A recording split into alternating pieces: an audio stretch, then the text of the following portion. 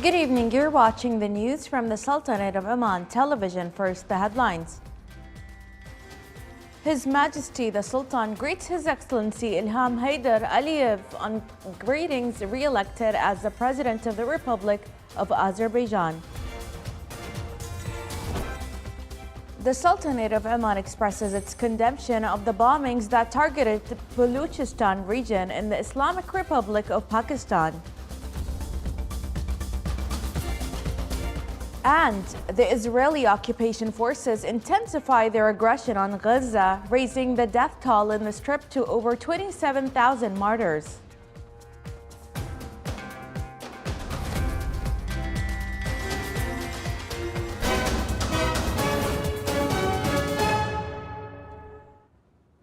Those were the headlines. Now for the news in detail. His Majesty Sultan Haytham bin Tariq has sent a cable of greetings to His Excellency Ilham Haydar Aliyev, President of Azerbaijan, on him being re-elected as the President of the Republic of Azerbaijan. The Foreign Ministry issued a statement as follows. The Sultanate of Oman has expressed its condemnation and denunciation over the bombings that targeted the Baluchistan region. It expressed its sincere condolences and sympathy to the government and people of the Friendly Islamic Republic of Pakistan and to the families of the victims, wishing a speedy recovery for the injured.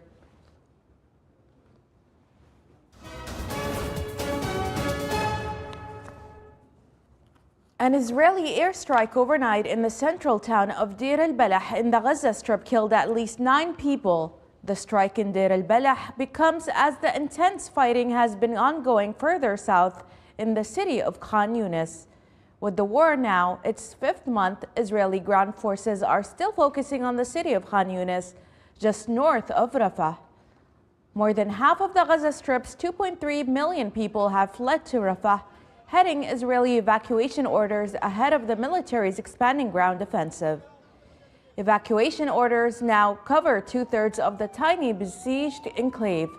The health ministry in Gaza said today that the overall Palestinian death toll is now approaching 28,000, with about 2/3 women and children.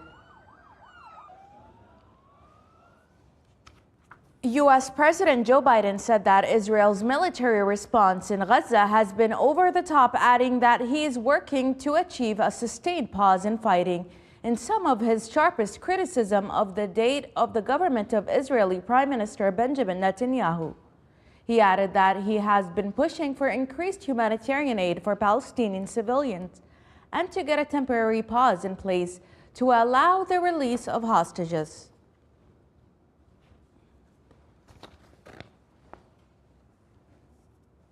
The United Nations Secretary General Antonio Guterres said that he is especially alarmed by reports that the Israeli military intends to focus next on Rafah, where hundreds of thousands of Palestinians have been squeezed in a desperate search for safety.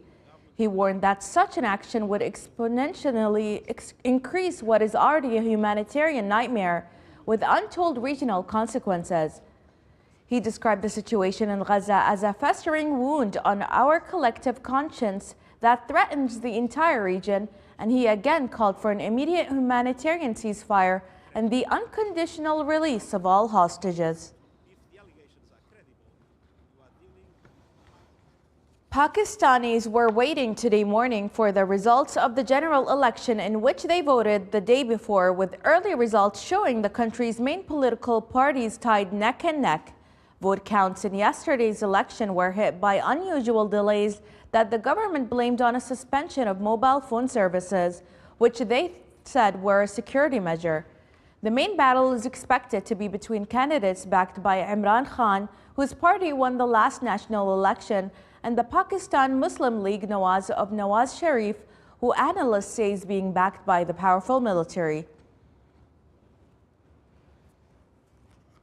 Russian President Vladimir Putin said in an interview that aired yesterday that Russia will fight for its interests to the end, but has no interest in expanding its war in Ukraine to other countries such as Poland and Latvia. In his first interview with an American journalist since before Russia's invasion of Ukraine nearly 2 years ago, Putin said Western leaders had come to realize it was impossible to inflict a strategic defeat on Russia and were wondering what to do next. He added that Russia is ready for dialogue.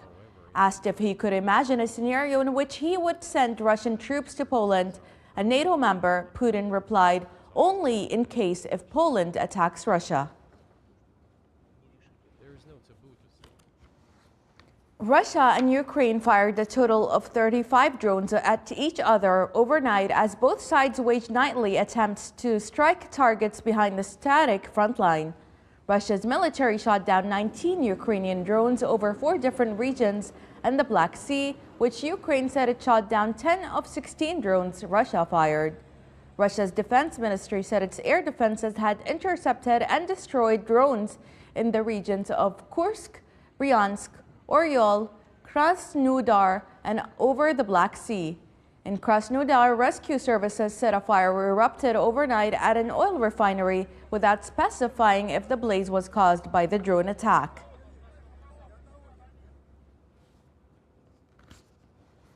The EU announced €210 million to help Mauritania crack down on smugglers and stop migrant boats from taking off on the dangerous Atlantic crossing from West Africa to Europe. Mauritania said during a meeting with European officials in its coastal capital of Nouakchott that it is increasingly struggling to cope with the growing number of migrants and refugees entering its borders as security in the coastal region declines. European Union Commission President announced the extra funding for migration, but also for humanitarian aid and job creation, as she met with Mauritania's president and Spanish Prime Minister. Besides announcing more funds for migration and security, the two European leaders announced a series of financing and development projects for green hydrogen production in Mauritania as part of an EU energy transition initiative.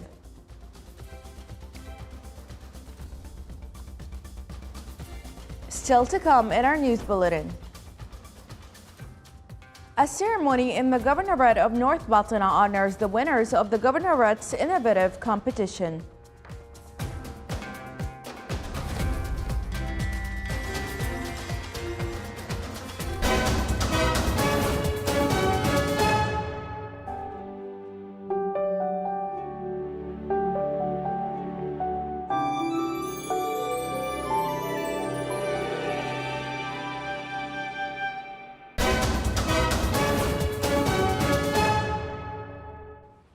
An international conference on nuclear medicine was held in Muscat with the participation of consultants and doctors from the inside and outside of the Sultanate of Oman. More details in the following report. The Nuclear Medicine Conference has kicked off in Muscat. The significant scientific gathering aims to review and discuss the latest advancements in nuclear radiation therapy, particularly in cancer treatment. Spanning 4 days, the conference has attracted 150 specialist doctors and medical professionals from 25 Gulf countries. With over 42 research papers presented across 9 scientific sessions, the event showcases a distinguished panel of international speakers from prestigious institutions within Oman and beyond. Nuclear medicine is a specialty in which we use radioisotopes in diagnosis and therapy. The aim of conducting this conference is to be up to date on the various radioisotopes that can be used for cancer patients. Sometimes it is with the chemotherapy, sometimes it is the only hope for the cancer patients. And by end of the conference, we hope that we can have more radioisotopes introduced in our nuclear medicine centers in Oman. The conference serves as a pivotal addition to highlighting the significance of nuclear radiation therapy, focusing on cancer treatment and control while minimizing complications compared to chemotherapy. It also provides an educational platform for healthcare professionals to stay updated on the latest developments in the field. It's great to have this year's conference in Oman, especially since we have recently launched a new theranostic service in Oman at our center, the Lutetium PSMA. And this conference provides an amazing platform to meet experts in the field from different countries and share experiences experiences that will help improve the current practices. And at the same time, we will have an opportunity to form collaborative initiatives for research. Notably, on the sidelines of the conference, an exhibition is organized displaying research posters and a special exhibition honoring Dr. Saul Hertz, credited with pioneering the use of radioiodine in studying thyroid physiology. His groundbreaking work laid the foundation for understanding thyroid function and the diagnosis and treatment of thyroid disorders using radioactive iodine. Abdullah bin Ahmed al-Rubi'i, Center of Oman Television, Muscat. The latest updates and analysis of the National Multi-Hazard Early Warning Center indicate that the weather in the Sultanate of Oman will be affected by a low trough starting from Sunday 11th until Wednesday 14th of February 2024. Cloud advection and development with chances of thunderstorms and heavy rains associated with gusty winds and hail resulting in flash floods were expected over Musandam, North and South Al-Batina, الداخلية, البريمي, الظاهرة, Muscat, North and South Al-Sharqiyya, and parts of Al-Wusta and Dhafar governorates. The intensity of the low trough will be during Monday with thunderstorms and very heavy rain, the quantity of which will be 30 to 100 millimeters, associated with gusty winds and hail leading to flash floods. The Civil Aviation Authority advises all to take precautions during rainfall and flash floods and to check visibility and sea state before sailing and follow the issued weather bulletins. A ceremony was held in the Governorate of North Batina to honor the winners of the Governorate's Innovation and Competition organized by the Ministry of Higher Education, Research and Innovation in cooperation with the Office of the North Batina Governorate. The honoring ceremony was presided over by His Excellency Mohammed bin Sulaiman Al-Kindi, Governor of North Batina. The competition was considered a great opportunity for the innovative youth to present their ideas in the fields related to agriculture, technology, communications, environment, green hydrogen, in addition to solutions for traffic congestion, Internet of Things, and artificial intelligence.